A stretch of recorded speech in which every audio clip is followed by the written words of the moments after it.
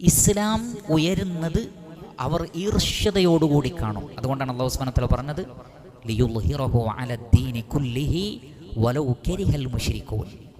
ബഹുദൈവാരാധകർക്ക് എത്ര വെറുപ്പുണ്ടായാലും ശരി, അള്ളാഹുവിൻ്റെ ദീനിനെ അള്ളാഹു ഉയർത്തും.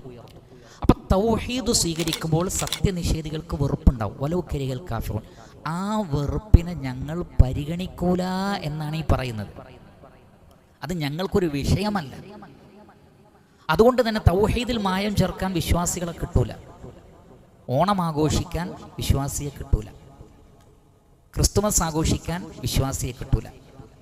ഷിർക്കിൻ്റെതായ ഒന്നിനോടും മുശാബഹത്ത് കാണിക്കാൻ അഥവാ സാദൃശ്യം കാണിക്കാൻ വിശ്വാസികളെ കിട്ടൂല.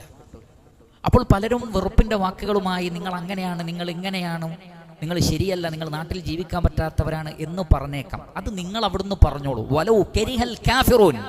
നിഷേധികൾക്ക് വെറുപ്പുണ്ടായാലും ശരി, തൗഹീദിൻ്റെ വിഷയത്തിൽ, ഇഖ്ലാസിൻ്റെ വിഷയത്തിൽ ഒരു വിട്ടുവീഴ്ചക്കും ഞങ്ങൾ തയ്യാറില്ല.